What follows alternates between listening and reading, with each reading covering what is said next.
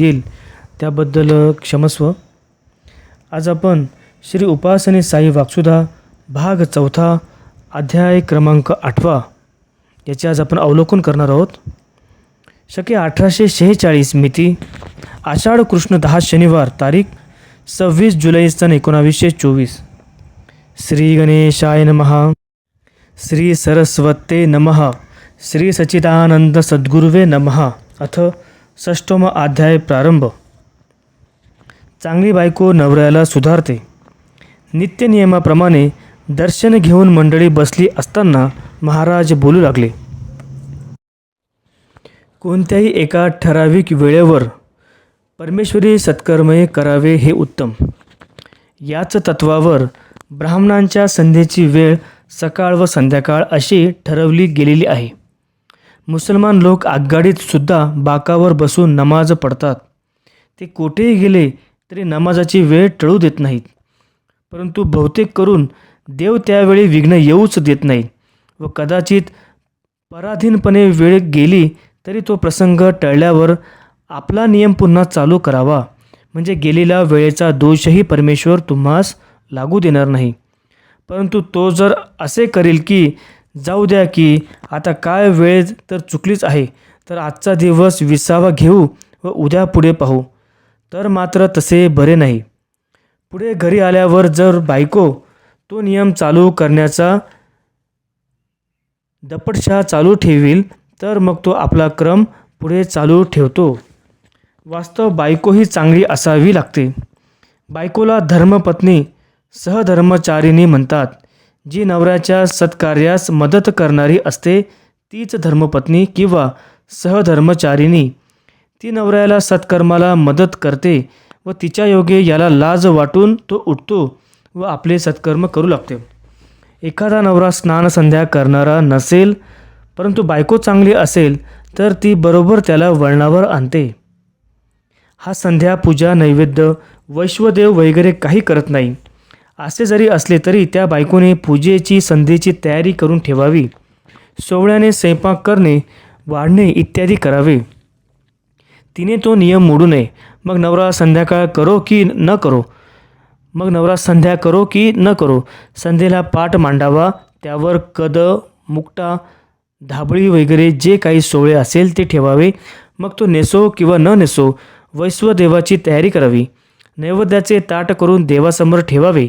गंध वगैरे पूजेचे साहित्य तयार करून ठेवावे. मग तो करो किंवा न करो त्याने विचारले की हे काय ठेवले, उचल येथून, तर लागलेच उचलावे. पण दुसऱ्या दिवशी पुन्हा तेच करावे. पुन्हा तो म्हणेल की काल सांगितले असून आज पुन्हा कशाला हे आणलेस, तर हिने सांगावे की माझा नियम मी करतो, तो मला करू द्या.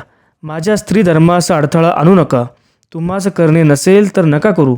पूजा संध्या वगैरे न करण्याचाच तुमचा नियम असेल तर तुम्ही तसे करा. अशा या सत्कृत्याचा परिणाम नवऱ्यावर होतोच.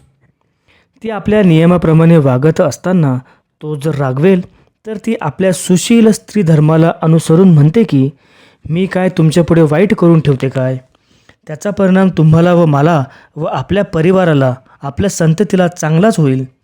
असे होऊ लागले म्हणजे मग आरंभी जरी तो स्वतः पूजा वगैरे काही करीत नाही तरी तिच्या कृत्यालाही अडथळा आणत नाही.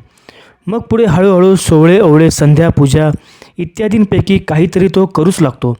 बरे आता तुझीच इच्छा आहे तर करतो 4 आचमने, असे म्हणून तो थोडे थोडे करीत जातो. एखादा नवीन गृहस्थ पाहुणा आला व तो जुन्या चालीचा असेल तर त्याचे पाहून तोही करू लागतो. परंतु तो नवीन गृहस्थ जर संध्या वगैरे करणारा नसेल, ओवळ्याने जेवणारा असेल तर तो याला नावे ठेवतो आणि विचारतो, अहो हे तुम्ही केव्हापासून चालू केले. त्यावर पहिला म्हणतो की अहो हे आमच्या बायकोचे आहे काहीतरी. मग बायकोला म्हणतो चल उचल ग हे आणि वाढ लवकर, मला ऑफिसला जायचं आहे. मग जेवण झाले की ते दोघेही तोंडात सिगरेट धरून गप्पा मारीत डोळ्याला चष्मा वगैरे लावून चालले ऑफिसमध्ये. याप्रमाणे त्या स्त्रीचा नियम जर चालूच राहील तर त्याचेही मन हळूहळू बदलून त्या बायकोच्या इच्छेप्रमाणे सत्कर्म करण्याकडे लक्ष घालू लागेल. तो अश्रद्ध सोबती पुन्हा आला तर म्हणतो, अहो हे डिंब अजून चालूच आहे का. परंतु तो आता पूर्वीचा राहिला नसल्यामुळे तो म्हणतो, असू द्या हो, आजपर्यंत माझ्या हातून काही झाले नाही तर नाही, पूर्वीपासून वाडवडील करीत आलेले आहेत, ते आता तरी करावे हे चांगले, असे म्हणून पुढे तो पक्का बनत जातो. हे त्या स्त्रीच्या कायमच्या नियमामुळे होते. पुन्हा तोच पाहुणा आला तर त्यालाही वाटते की माझी बायको जर अशी व्यवस्था ठेवील तर मीही स्नान संध्या करीन. त्याची बायको त्याच्या स्वभावाप्रमाणे झालेली असते. त्या मित्राकडे पाहून त्याच्या मनात प्रेरणा झाल्यामुळे तो आपल्या बायकोस म्हणतो, काय ग, तुझ्या आईबापांनी तुला काही सोवळे ओवळेपणाचे शिक्षण दिले की नाही? पहा बरे, तो अमुक अमुक माझा स्नेही आहे. त्याची बायको कशी त्याची व्यवस्था ठेवते ती. त्यावर त्याची बायको म्हणते,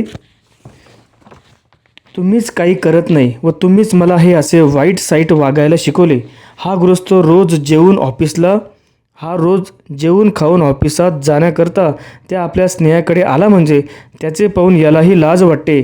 मग तो आपल्या बायकोलाही शिक्षण देतो व तिलाही नीट वळण देऊन आपणही तसे करीत दोघेही सुधरून जातात.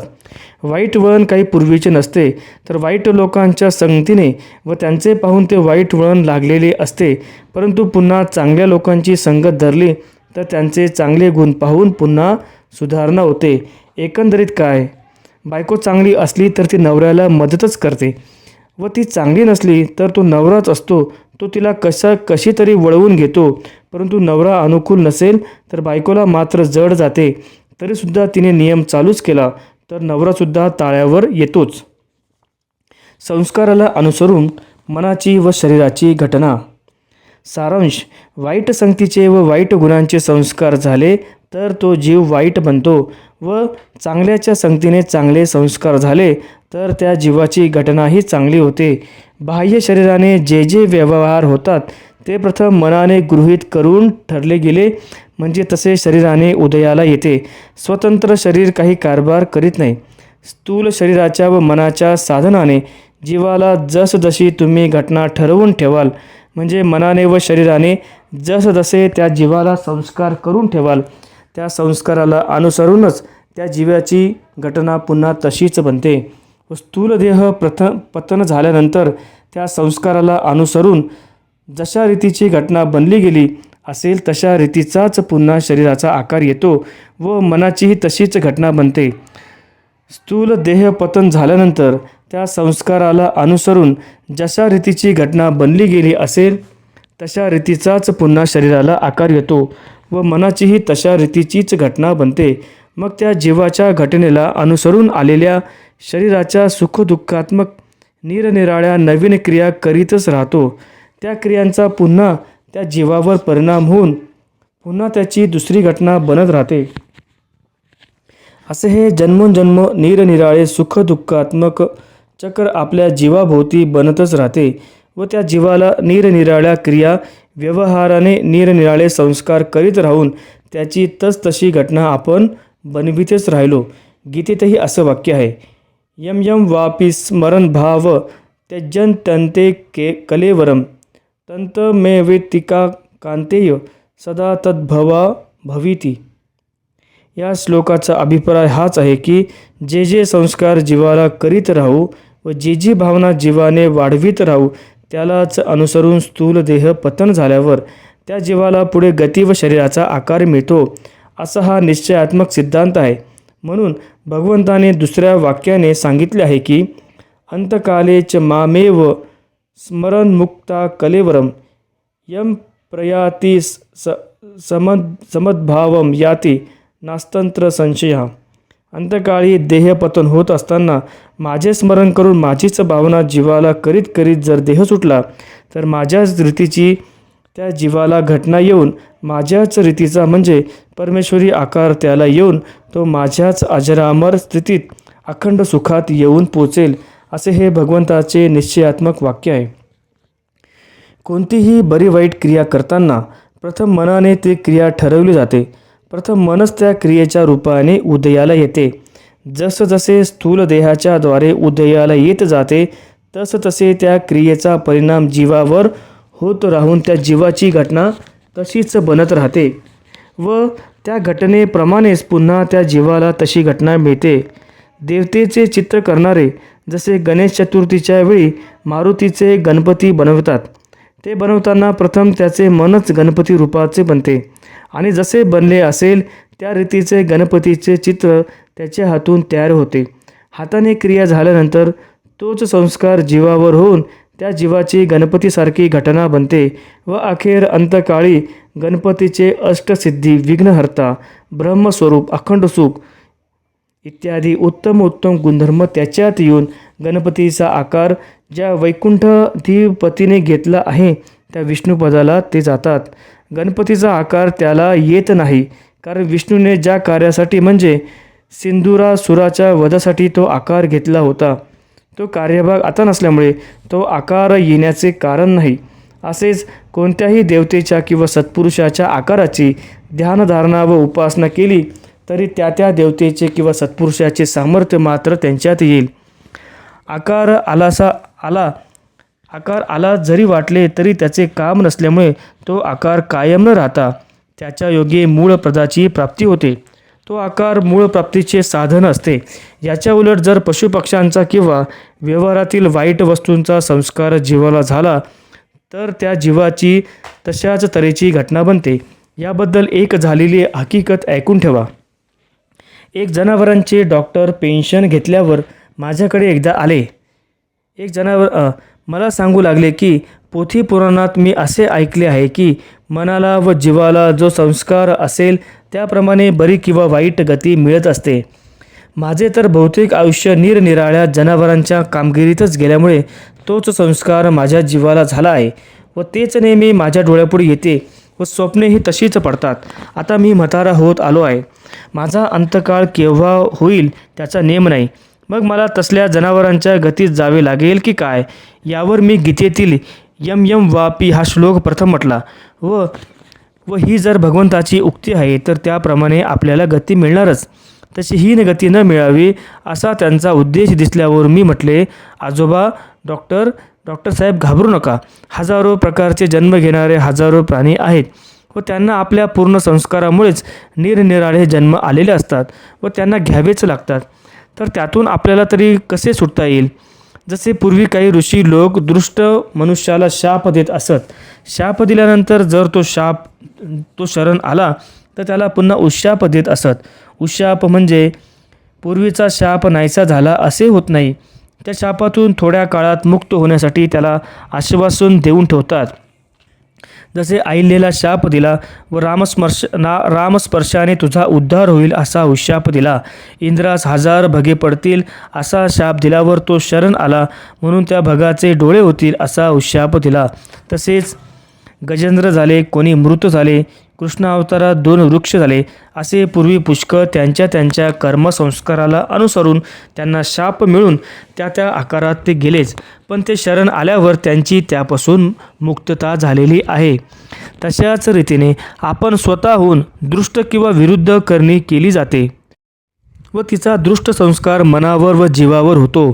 तो आपणच आपल्याला शाप देऊन घेतला असे होते. मग तशा रीतीने भोगण्याची पाळी येणारच. त्याच्यासाठी परमेश्वर किंवा सत्पुरुषासारखे जे असतील त्यांना शरण जाऊन काही उशापाप्रमाणे करणी करून घेतली तर तो शाप फार बाधक होत नाही. म्हणूनच तुम्ही परमेश्वराला शरण जाऊन सत्कर्णीच्या योगे मनाची होईल तेवढी शुद्धता करा.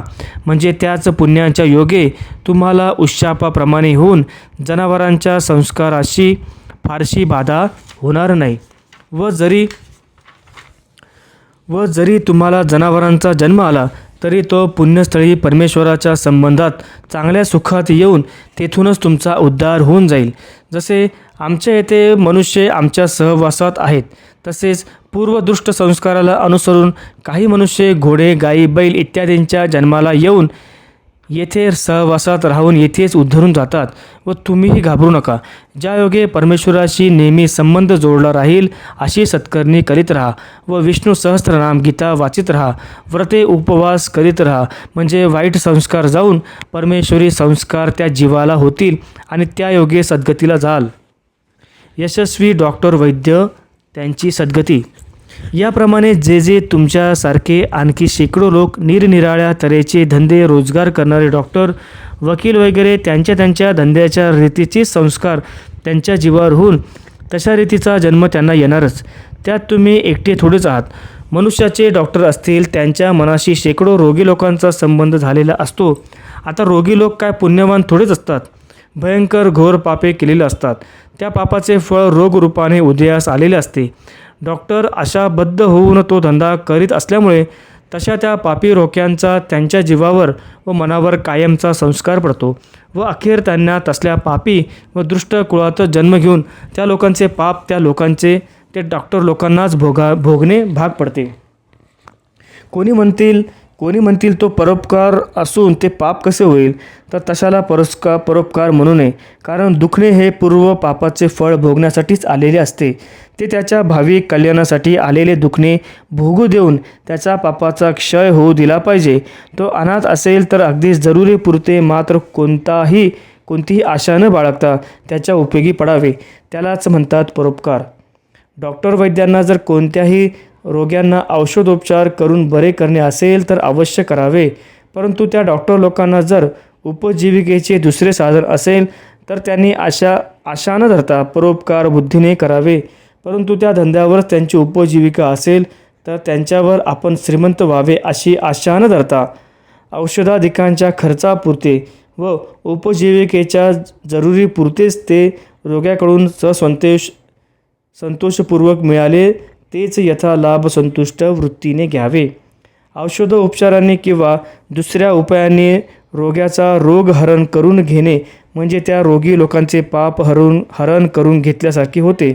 तर ते पाप हरण करून घेण्यासाठी डॉक्टर, वैद्य किंवा इतर कोणीही त्यांच्यामध्ये जर काही पूर्व पुण्याय असेल तर त्यांच्याकडून ते हरण केले जाऊन तो रोगी बरा होतो. ते पाप डॉक्टर वैद्याकडे आले तर चालू जन्मात व अंतकाळी त्याची बाधा होऊ नये म्हणून त्या डॉक्टर वैद्यांनी आपल्या स्वधर्माला अनुसरून ईश्वरी संबंध जोडून नेहमी पुण्यकर्मे सत्कर्मे करीतच राहिले पाहिजे. म्हणजे त्या रोग्याकडून आलेले पाप नाहीसे होऊन त्याचा दोष न लागता शिवाय शेकडो लोक बरे होण्याकरता त्यांच्या हाताला नेहमी यशच येत राहते. अशा रीतीने हल्लीचे डॉक्टर लोक वागत नाही म्हणून बहुतेकांना त्यांच्या धंद्यात यश येत नाही.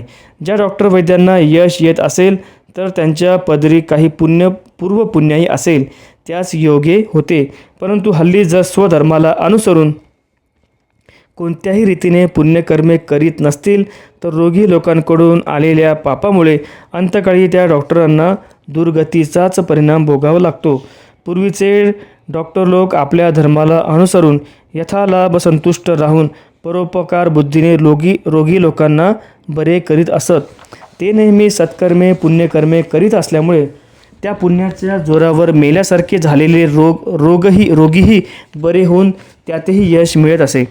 अशा रीतीने स्वधर्माला अनुसरून सत्कर्मे करणारे डॉक्टर, वैद्य हे एक प्रकारचे सत्पुरुष मानले जात असत व त्यांचे रोगी हे भक्त किंवा शिष्य मानले जात असत. ते आपल्या रोग्यांकडून सत्कर्म करून घेत असत व रोगी लोकही त्यांचे भक्त बनून त्यांच्या आज्ञेने पुण्य वाढवित असत. अशा रीतीने नेहमी सत्कर्माची भरपाई करीत असल्यामुळे अंतकाळी रोग्यांच्या पापाची बाधा तर त्यांना होतच नाही. उलट ते त्यांच्या धंद्यात यशस्वी होऊन त्या रोगी लोकांच्याही आत्म्यासह सद्गतीला जात असत.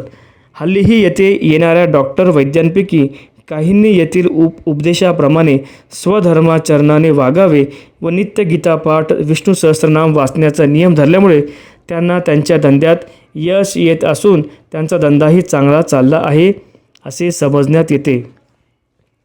मौन ब्रह्मचर्य महिमा हा कशाचा परिणाम आहे तर पूर्वीचे लोक जीवाला उत्तम पुण्यकारक संस्कार नेहमी घडावे म्हणून निरनिराळ्या तऱ्हेचे अनुष्ठानाधिक क्रिया करून आपल्या सहवासात असणाऱ्या लोकांचा आत्मा नेहमी पवित्र ठेवीत असत. व हल्ली असे काही ब्राह्मण व इतर जातीत स्वधर्मशील लोक आहेत. कोणतेही अनुष्ठान किंवा सत्कर्म कसे तरी कंटाळवाणे होऊन टाकल्यासारखे भाडोत्र्याप्रमाणे केले तर ते विशेष फलदायक होत नाही. कोणत्याही अनुष्ठान क्रियेमध्ये जे नियम सांगून ठेवले आहेत त्यात मुख्य नियम मौन ब्रह्मचर्य. अनुष्ठान करताना हे 2 नियम अवश्य पाळले पाहिजेत आणि जी क्रिया करावयाची ती प्रेम गोडी हौस धरून केली पाहिजे. अशा रीतीने लहान किंवा मोठे अनुष्ठान थोडे जरी झाले आणि थोड्या दिवसांचे जरी झाले तरी त्यांच्या योगे पुष्कळ पुण्यसंचय झाल्यासारखा होऊन स्वल्पमस्यस्य धर्मस्य त्रायते महतो भयात या गीतावाक्याप्रमाणे अनेक संकटाचा परिहार होऊन इहलोकी व परलोकी सुखाचे अधिकारी व अंती सद्गतीलाही अधिकारी होतील. स्वयंपाकामध्ये मुख्य मिठाची जरुरी असते. ते नसून पंचपक्वान्नाचा स्वयंपाक असला तरी त्याच्यापासून तितके समाधान होत नाही. परंतु मिठाचे साधारण थोडे तरी जेवण असले तरी उत्तम प्रकारे समाधान होऊन जाते. तसेच कोणत्याही अनुष्ठानात भक्तिप्रेम म्हणजे आवड, हौस आणि मौन ब्रह्मचर्य नसेल ते आणणे स्वयंपाकासारखे असते. मौन ब्रह्मचर्याचे केव्हा तरी सविस्तर वर्णन केलेलेच आहे. मौनम सर्वार्थ साधनम. मौन हे कोणत्याही प्रकारचे इष्ट हेतू सिद्धीस जाण्याकरता मुख्य साधन आहे. जसे एखाद्या मोठ्या रोगाच्या परिहारासाठी औषध चालू असताना त्याचे जे पथ्य असेल ते जर बरोबर करीत राहिले तरच त्याचा योग्य गुण येतो, नाहीतर त्या औषधापासून पूर्ण गुण येत नाही. तसेच ऐहिक व पारलौकिक सर्व सुखाच्या प्राप्तीसाठी व कोणतेही कामनिक हेतू सिद्ध होण्यासाठी जी काही अनुष्ठाने किंवा सत्कर्मे केली जातात त्या मौन आणि ब्रह्मचर्य हेच जरी चालू ठेवले तरी तेच मोठे अनुष्ठान केल्यासारखे होऊन इतर कोणत्याही अनुष्ठानाचे फळ मिळते. म्हणजे मुळात जे मुख्य सुखाचे आगार शुद्ध परब्रह्म त्याचाच सहवास केल्याचे फळ मिळते.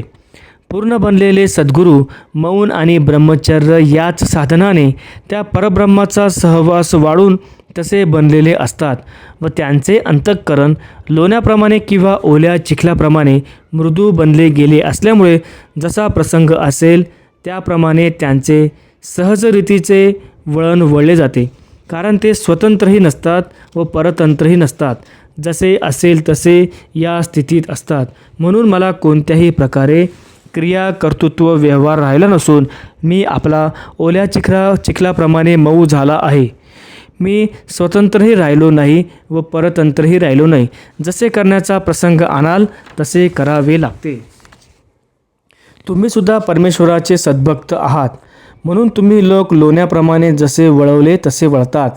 हल्ली तुम्ही सरकारच्या राज्यात आहात, म्हणून ते जसे वळवतील तसे वळता. सहवासा जसा असेल तशी आपल्या जीवाची व मनाची घटना बनत जाते. हा आहे त्याचा नियम. दारूच्या दुकानात बसून राहिले तर तसे वळण लागते. अश्रद्ध व भ्रष्टाचा सहवास झाला तर तसा अमंगळ बनतो. त्याचप्रमाणे सुखदुःख भोगण्याची पाळी येते. म्हणून शहाणे विचारी लोक मौन ब्रह्मचर्य व्रत अनुष्ठाने यांच्या योगे परब्रह्म परमेश्वर किंवा सत्पुरुष यांचा सहवास करून त्यांच्या योग्यतेची आपल्या जीवाची घटना बनवून तशा रीतीच्या शरीराचा जन्म घेऊन अघटित सामर्थ्य व अखंड सौख्याचा अनुभव घेतात. हल्लीचे इंग्रज सरकार तरी काय, मौन ब्रह्मचर्य स्वधर्माचरण इत्यादी साधनांच्या योगे त्या परब्रह्म परमेश्वराचा व महासत्पुरुषांचा त्यांनी पूर्वजन्मी सहवास केला आहे. त्या पुण्यानेच ते निरनिराळ्या सौख्यांचा अनुभव घेत आहे. परमेश्वराविषयी कर्तव्य जागृती यावरून सत्समागमाचा किंवा सत्सहवासाचा परिणाम सुख आहे आणि दृष्ट सहवासाचा परिणाम दुःख आहे. म्हणून नेहमी सत्कर्माला अनुसरून अनुष्ठानाधिक क्रियेच्या योगे परमेश्वराचा सहवास वाढवून सुखाचा लाभ मिळवावा. कोणी असे म्हणतात की आम्ही अनुष्ठान करण्यास बसतो पण आमचे मन भटकते. मी म्हणतो मन भटकेल तर भटकू द्या, परंतु ज्या गोष्टी तुमच्या स्वाधीनच्या आहेत त्या मात्र करण्यास चुकू नका. आत्ताच दिलेल्या त्या नवरा बायकोंच्या उदाहरणाप्रमाणे जसा तो नवरा भ्रष्ट बुद्धीने चालत असता बायकोने संदेश मांडणे वगैरे नियम बरोबर चालविला व तो नवरा पहिल्याने बराच अव्यवस्थित होता तरी तो ताळ्यावर आला. तसेच आपले मन नवऱ्यासारखे व आपण बायकोसारखे समजून आपण आपले नियम आपल्या शरीराच्या द्वारे वेळेवर करीत जावे, म्हणजे ते मन कधीतरी ताळ्यावर येईलच. मनाला नेहमीची बाह्य विषयांची सवय असल्यामुळे अनुष्ठान प्रसंगी ते मन चंचल वृत्तीने वाटेल त्या विषयाकडे धाव घेईल. परंतु मन जरी स्वाधीन नसेल तरी पण ते आपल्या स्वाधीनचे आहे, त्याला मात्र चुकू नये.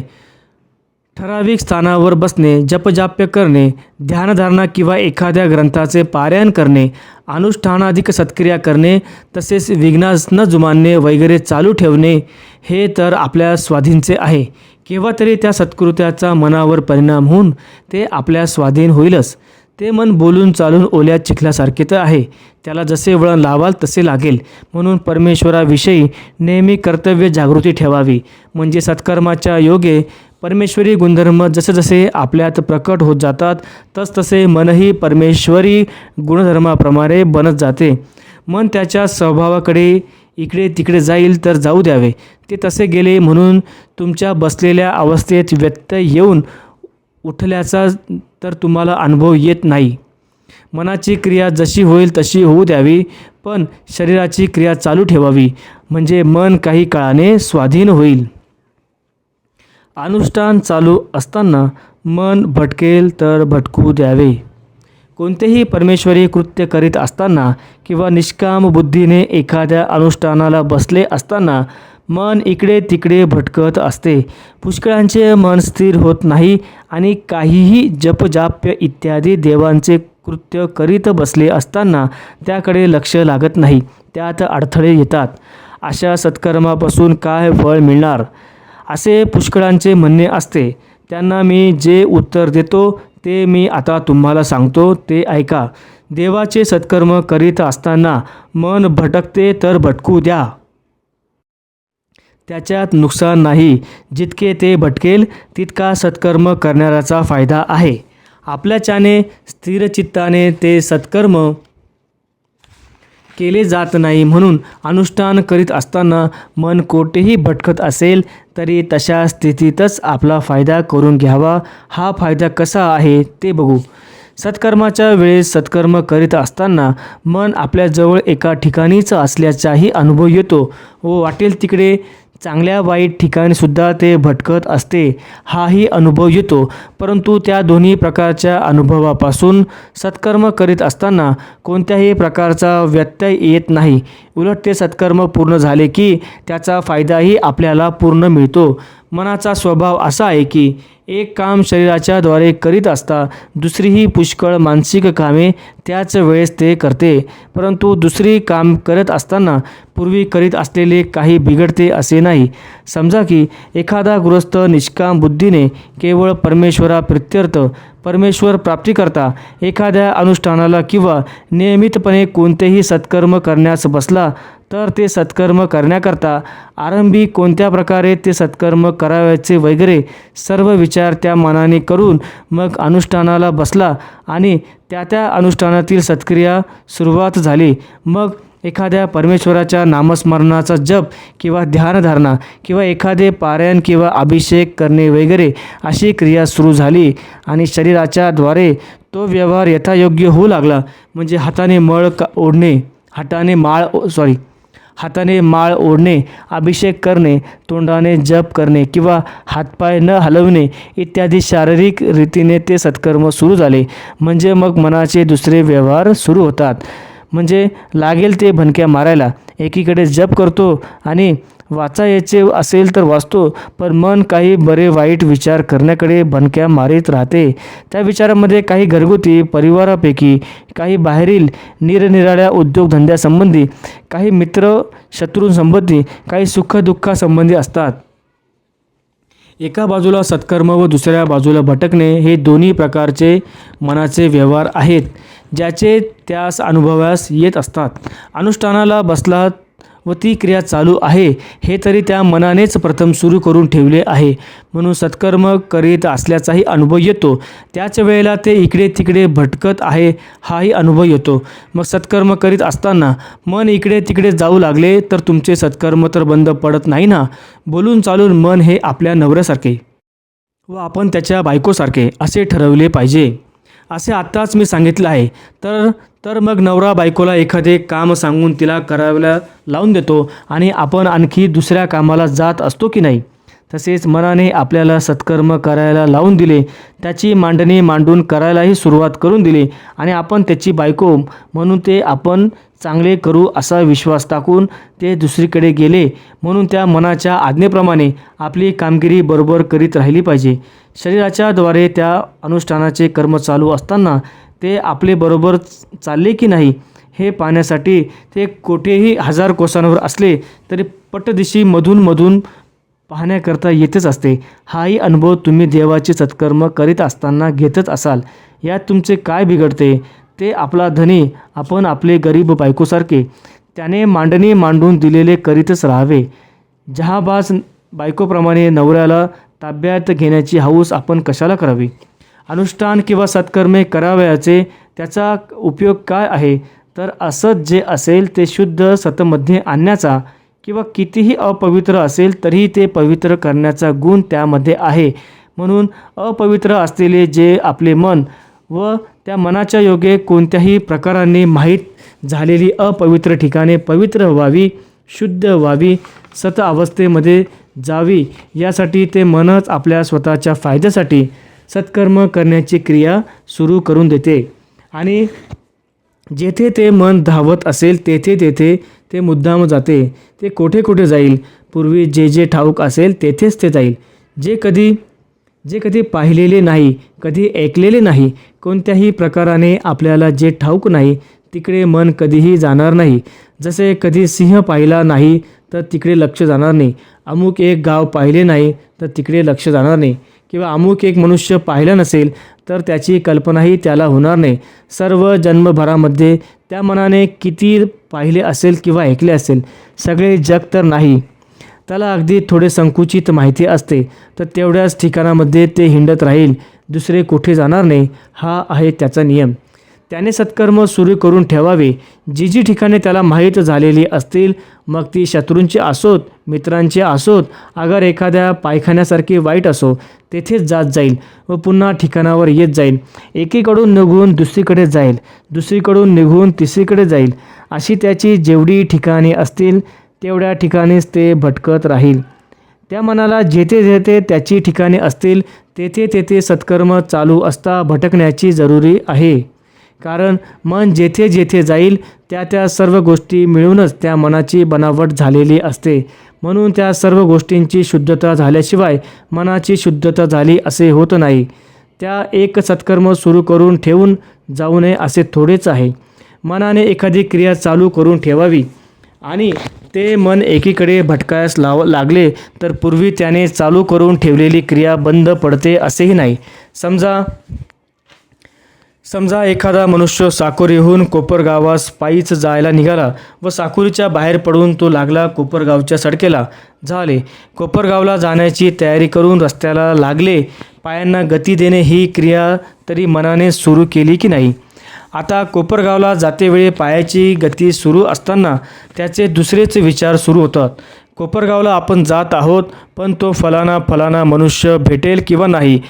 बरे, तो भेटलाच तर माझे काम करील की नाही, वगैरे पुष्कळ विचार त्याचे चालू होतात व ते पुष्कळ इकडे तिकडे भटकते.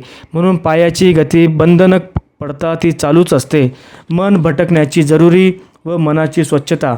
अहो, सत्कर्मे करीत असताना चित्त स्थिर होण्याची गरज तर नाही. चित्त स्थिर होणे म्हणजे सत्कर्म करीत असताना चित्त स्थिर होण्याची गरजच नाही. चित्त स्थिर होणे हे त्या सत्कर्माचे अंतिम फळ आहे. अगोदर सत्क्रिया तर होत नाही, परंतु त्याचे फळ मात्र अगोदर मागता. ते कसे मिळेल. चित्त स्थिर झाले तर मग संपलेच काम. मग सत्कर्म तरी कशासाठी. सत्कर्म करीत असताना चित्त जितके अस्थिर राहील तितक्याचीच तर गरज आहे. ती कशी. तर त्या सत्कर्माचा परिणाम शेकडो ठिकाणी होऊन ती अपवित्र असलेली ठिकाणे पवित्र व्हावीत. असत अवस्थेत असलेली ती सत अवस्थेत जावीत. या उद्देशाने ते मन एकीकडे सत्कर्माची गती चालू करून ठेवून त्यातील पुण्यांश घेत त्याला जी ठिकाणे ठाऊक असतील त्या ठिकाणी जाऊन ती ठिकाणे पावन करीत ते हिंडत असते. सत्कर्मे करीत असताना ते मन एखाद्या शत्रूकडे धावले तर त्या सत्कर्माचे पुण्य त्या शत्रूकडे जाऊन त्या योगे त्याच्या ठिकाणी जी दृष्ट बुद्धी असेल त्याचा तो दोष कमी होऊन त्याचे आपल्याशी असलेले शत्रुत्वही कमी होत जाते, किंवा त्या शत्रूचे दोष आपल्या लक्षात आल्याबरोबर ते दोष आपल्या सत्कर्मामध्ये मिसळून जाऊन ते सद्रूप होऊन जातात. दारू पिणाऱ्याकडे ते मन गेले किंवा आपण दारू पित असल्यामुळे त्या दारूच्या गुप्त्याकडे ते गेले, म्हणजे मनच तेथे गेले तर ते काय नुसते रिकामेच जात असते. सत्कर्मे करीत असताना उत्पन्न होणारे जे पुण्य ते पुण्य घेऊन ते त्या दारूच्या गुत्त्याकडे जाते आणि त्या योगे त्या गुत्त्यावर जेवढे लोक आपल्या परिचयाचे असतील तितक्यांचे दोष कमी होत जाऊन त्यांना दारू पित असतानाही पावनता येते. आता अशा रीतीने त्या मनाचा ज्या ज्या बऱ्या वाईट ठिकाणी संबंध असेल त्या ठिकाणी ते जाऊन तेथील दोष परिहार करीत राहील व पुन्हा ते आपल्या ठिकाणावर येऊन त्या सत्कर्माच्या गतीकडेही लक्ष देत राहील. अशा रीतीने त्यांचे सत्कर्माचे ठिकाणी ध्येयमूर्तीचे ठिकाण येणे व पुन्हा इकडे तिकडे भटकत फिरणे या योगे परमेश्वराची ध्येयमूर्ती मधून लक्षात घेतल्यामुळे त्या सत्क्रियेतील पुण्यांशाने ती त्यांची बहुतेक ठिकाणे पावन होत आली, म्हणजे त्यांचे भटकण्याचे काम आपोआप बंद पडून ते आपल्या ठिकाणावर आपोआप येते. असा दाखला मग हळूहळू अनुभवास येतो. याप्रमाणे बरेच दिवस सत्कर्म केल्यावर त्याचा पुण्यांश शत्रूमध्ये जाऊन तो शत्रूही विचार करायला लागतो की ज्यांच्याशी आपण द्वेष करतो तो तर विचारा सत्कर्मामध्ये वेळ घालून राहिला आहे व तो पुण्यमार्गात आल्याबद्दल पुष्कळ लोकांनाही माहीत आहे, तेव्हा आपणच त्याच्याशी खावरे डावरे करून द्वेष वाढविणे बरं नाही, असा विचार त्याच्या मनात येऊन तो शांत होत जातो. यावरून काय झाले, सत्कर्माचा परिणाम ते सत्कर्म करणाऱ्याच्या मनाच्या द्वारे त्याच्या शत्रूमध्ये जाऊन तो शांत होतो. एखादा दारू पिणारा जो असतो त्याचे सत्कर्म करणारे मन त्याच्या दुसऱ्या दारू पिणाऱ्या सोबत्यामध्ये गेले तर तो जाताना सत्कर्मातील पुण्यांश घेऊन जात असल्यामुळे त्याच्या ठिकाणीही विचार होतो की आपला सोबती देवाच्या भजनी लागून तो आताशा दारूला शिवतसुद्धा नाही, मग आपणच का अशा घाणेरड्या व्यसनामध्ये राहावे. पुढे एखाद्या वेळी त्या दोघांची भेट झाली असता तो सत्कर्म करणारा आपल्या दारूबास स्नेहास म्हणतो की गड्या, मी आता ईश्वर भजनाला लागलो आहे व दारू वगैरे सोडून दिले आहे, परंतु तू माझा सोबती असल्यामुळे मी देवाचे सत्कर्म करीत असताना मला तुझी आठवण येते, हे काही बरे नाही. याकरता यापुढे तू आता माझी संगत सोडून दे, परंतु तुला जर माझ्याशी दोस्ती ठेवणी असेल तर तुला दारू सोडावी लागेल रे गड्या. अशा रीतीने भाषा झाल्यानंतर अर्थात त्यालाही शरम वाटते. कितीही झाले तरी सत्कर्मे करीत असताना त्याचे मन याच्या ठिकाणी जाऊन त्याच्या सत्कर्माच्या पुण्यांशाने याचा दोष परिहार झाल्यामुळे त्याच्या वृत्तीतही हळूहळू फरक पडून त्याची दारू सुटत जाते. अशा लोकांमध्ये कोठे अनुभव आहे. यावरून झालेली गोष्ट लक्षात आली आहे, तीही ऐकून ठेवून तिचा उपयोग करीत असाल तर बघा. आम्ही अमरावतीत असताना तेथे एक वेश्या होती. बोलून चालून वेश्याच तिच्या घरी पुष्कळसे भलेबुरे लोक येणारच व केव्हा तरी ती आजारी पडणारच. त्याप्रमाणे एक वेळ ती आजारी पडली असताना तिच्याकडे जाणाऱ्या येणाऱ्या पण आमच्याही ओळखीच्या अशा एका संभावित गृहस्थाने तिला औषधोपचार करण्याच्या उद्देशाने आम्हाला तिच्याकडे नेले होते. तेथील एकंदर परिस्थिती लक्षात आणून आम्ही तिला सांगितले की बाई, तुमच्याकडे पुष्कळ लोक येतात, त्यांचे कोणाचे कसे व कोणाचे कसे पापसंग्रह आपल्याला बाधत असतात व त्यामुळेच ही व्याधी तुम्हाला उत्पन्न झाली आहे.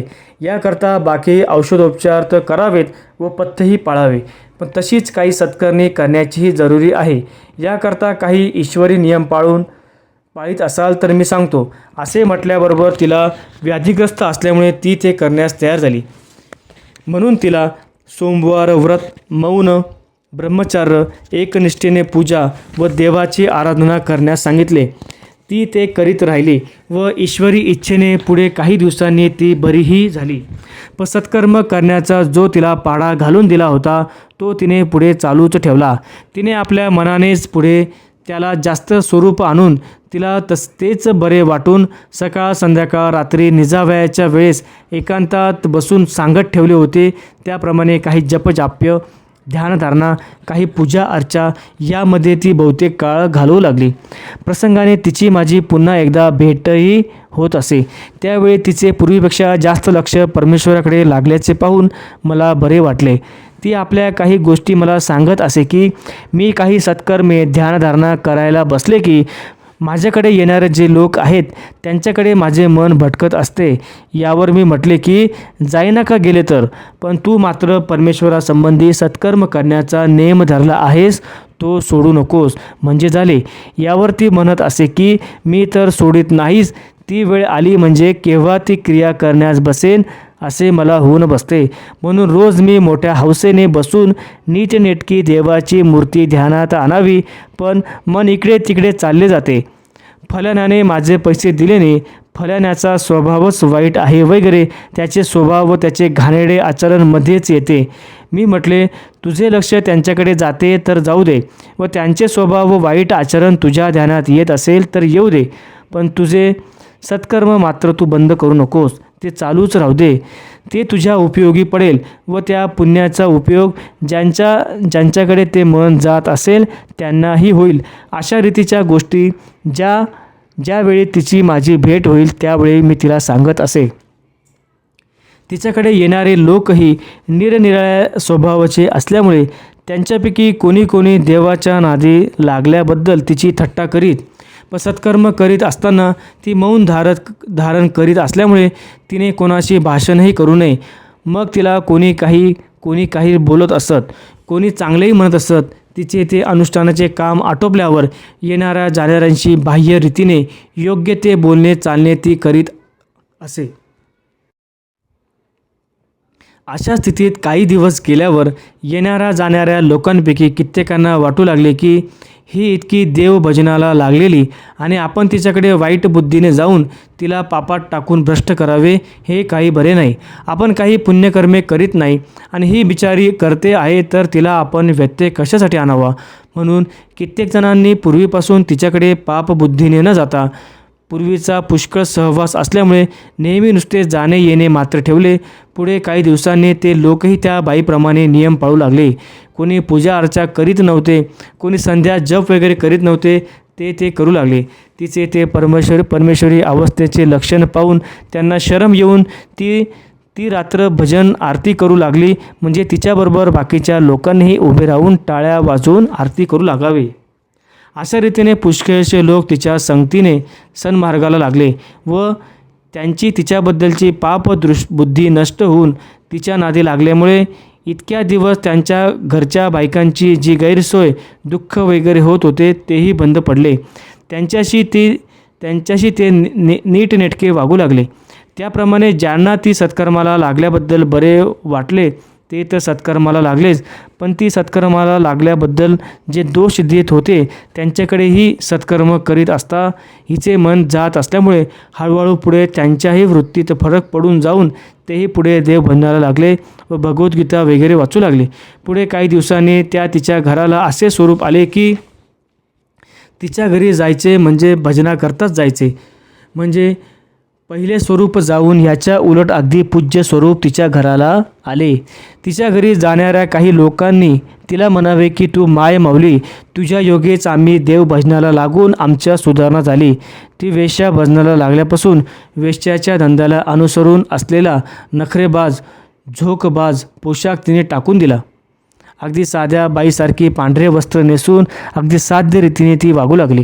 अशा प्रकारे पूर्वीच्यात आणि हल्लीच्यात जमीन आसमानचा फरक तिच्या वागणुकीत पडलेला पाहून तिच्याकडे येणाऱ्या जाणाऱ्या बऱ्याच लोकांना लाज उत्पन्न होऊन ते सुधारल्याचे हे उदाहरण लक्षात आलेले आहे.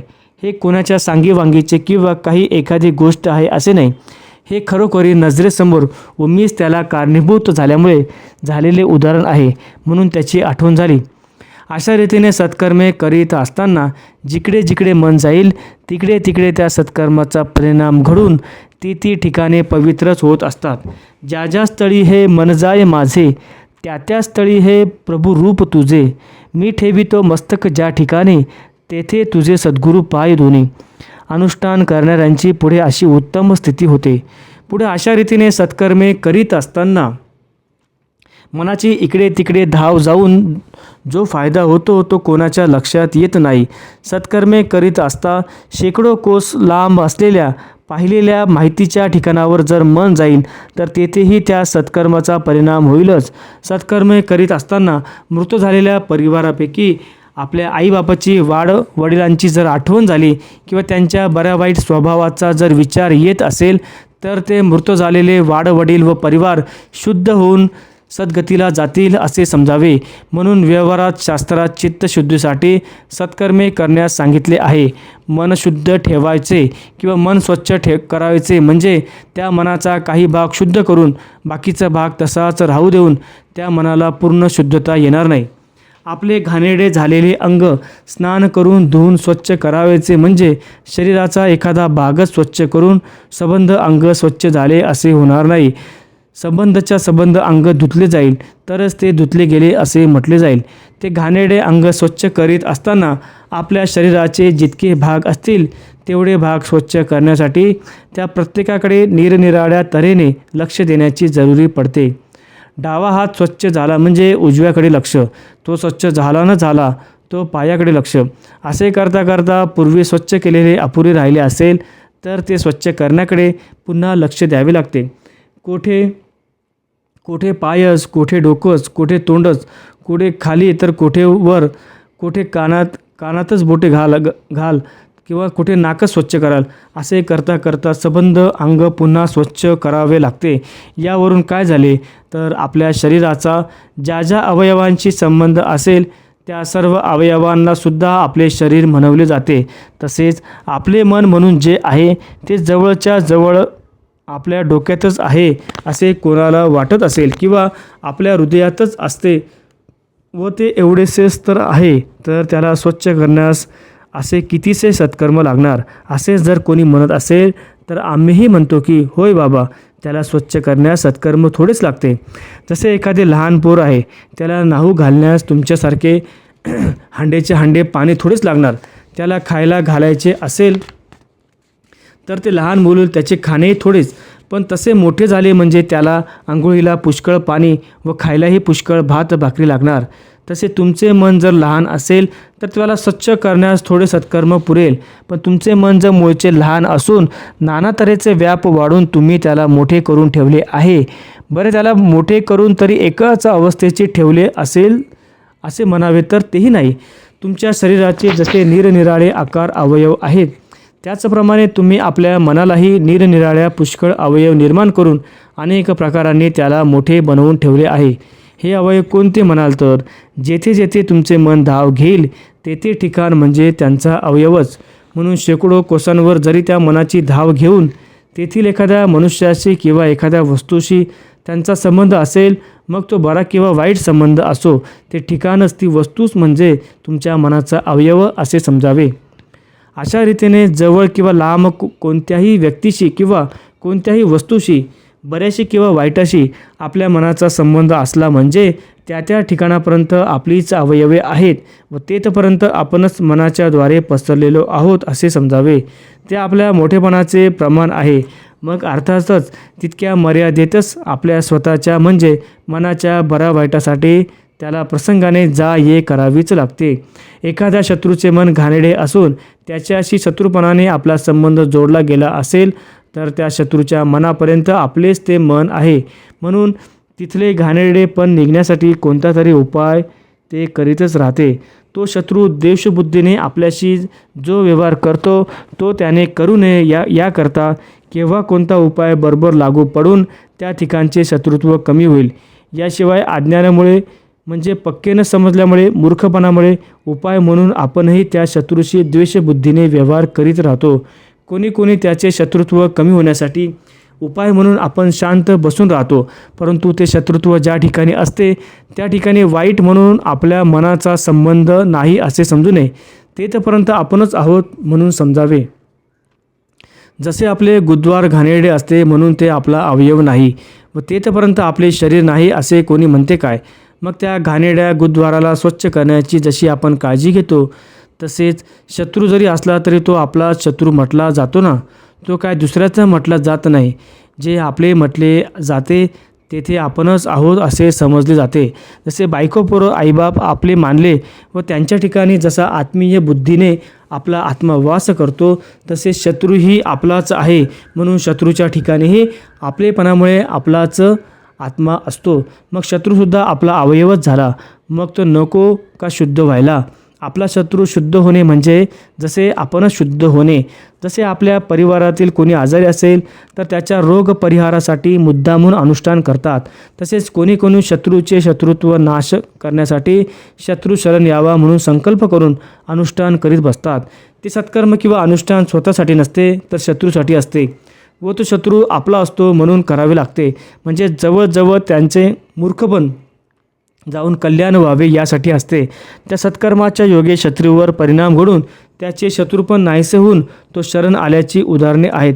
तशाच रीतीने एखादे शहाणे मन आपला व्याप म्हणजे फैलाव जेवढ्या ठिकाणी आहे त्या त्या ठिकाणी स्वच्छता येण्यासाठी अनेक प्रकारच्या शास्त्र पद्धतीने तितक्या प्रमाणाची लहान मोठी सत्कर्मे करून किंवा करीत असताही त्या पुण्याच्या सहाय्याने तेथपर्यंत ये जा करून ते स्वच्छ करीत राहते, असा त्या शहाण्या विचारी मनाचा स्वभावच आहे. अशा रीतीने जितक्या प्रमाणाने ते व्यापले गेले असेल तितके स्वच्छ झाले, म्हणजे अर्थातच त्याला ये जा करण्याची कामगिरी राहिली नाही. म्हणजे अखेर थकल्यासारखे होऊन पूर्वव्रत लहान होऊन आपोआप स्थिर होते. आपल्या सर्व शरीराचे अवयव आपलेच मानले गेल्यामुळे त्यापैकी कोणत्याही भागात कोणत्याही प्रकारचा स्पर्श वगैरे झाला म्हणजे तो स्पर्श कसा आहे, काय आहे, चांगला आहे का वाईट आहे, मुंगी चावल्याचा आहे का सुखदायक आहे वगैरे हे जसे आपल्याला समजले जाते, त्याचप्रमाणे सत्कर्मे करीत असताना ते सत्कर्म करणाऱ्याचे मन जितक्या प्रमाणात ज्या ज्या व्यक्तीसंबंधी बरे वाईट विचार करीत राहील तितक्याही फैलावलेल्या त्या सत्कर्म करणाऱ्याच्या मनाची शुद्धता झाल्यावर मग त्या व्यक्तीच्याद्वारे जे जे विचार किंवा मानसिक क्रिया होतील त्या त्या सत्कर्म करणाऱ्याला कळू लागतात. एवढा मोठा महत्त्वाचा फायदा होतो. आणि ते सत्कर्म पूर्ण झाले म्हणजे अखेरीसुद्धा या सत्कर्म करणाऱ्याचा अंत झाल्यावर तो पुढे ज्या सद्गतीमध्ये जाईल तेथेच त्याचे मन जेथे जेथे फैलाव होते त्या त्या व्यक्त्यांचे आयुष्य संपल्यावर त्या सत्कर्म करणाऱ्यांचीच ती मने होऊन बसल्यामुळे त्या व्यक्तींचे जीवही त्यांच्याच पाठीमागे सद्गतीत जातात. मुळारंभात केवळ शुद्ध सत आहे म्हणून त्यावर असताचा आरोप आला आणि त्या असतामध्येच आपली उत्पत्ती अर्थात असत अवस्थेचे जे गुणधर्म ते आपल्यात किंवा आपल्या मनात असणारच. सताच्या आधारे असताची उत्पत्ती आहे म्हणून सताचेही चांगले गुणधर्म आपल्यामध्ये असणारच. असत म्हणजे नाशवंत विषयाधिक वस्तू. व्यवहारामध्ये ज्या काही ऐहिक सुख मिळवण्याच्या क्रिया व त्यापासून मिळणारे जे सुख, त्या सुखाची विषयवस्तू इत्यादी जी साधने ती सर्व असतच. त्या ऐहिक सुखासाठी निरनिराळ्या वासना वाढविणे म्हणजे त्या असताचा मल. तोच मल मनाने व मनाचे व जीवाच्या ठिकाणी पुष्कळ काळ संचित राहिला म्हणजे त्यापासून दुःख परंपरा व संकट परंपरा. तर प्रथम असतपासून उत्पन्न होणाऱ्या वासना व त्याचा मल निघून जाण्यासाठी सत्कर्माची गरज. परमेश्वर आणि परमेश्वरी जी जी ठिकाणे आणि परमेश्वरासंबंधी ज्या ज्या क्रिया ती सर्व सत्कर्मेच. तसेच स्वधर्माचरण हे सत्कर्मच. जसे घरात केर पुष्कळ साचला व घाण झाली म्हणजे ती काढून टाकण्याकरता केरसुनी घेऊन झाडून काढणे ही केर काढण्याची क्रिया झाली. त्याहीपेक्षा शेण पाण्याने घराची जमीन भिंत सारवणे ही जास्त स्वच्छ करण्याची क्रिया झाली. तसेच आपले शरीर जसे घर आणि आत आपण जसे त्या शरीराचे घरधनी. अनेक निरनिराळ्या विषय वासनेच्या योगे जीवावर व मनावर साचलेला मळ तो जसा केर कचरा तो असल्यावर नाना तऱ्हेची दुःखे येतच असतात. ती येऊ नयेत म्हणून परमेश्वरासंबंधी ज्या ज्या पवित्र अशा अनुष्ठानाधिक क्रिया व स्वधर्माचरण हेच तो मळ काढून टाकण्याचे मुख्य साधन.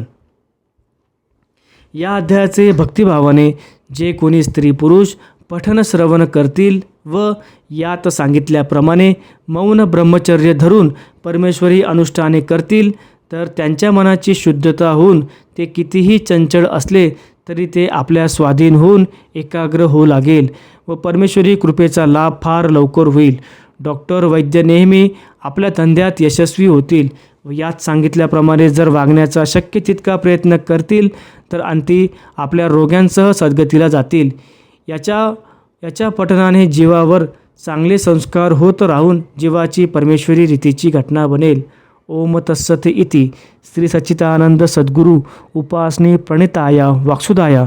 जीवाची घटना डॉक्टर वैद्य मौन ब्रह्मचर्य महिमा इत्यादी विषय विवरण नाम अष्टमो अध्याय समाप्त. ओम तत्सत ब्रह्मार्पणमस्तु. शुभम भवतु. जय सद्गुरू.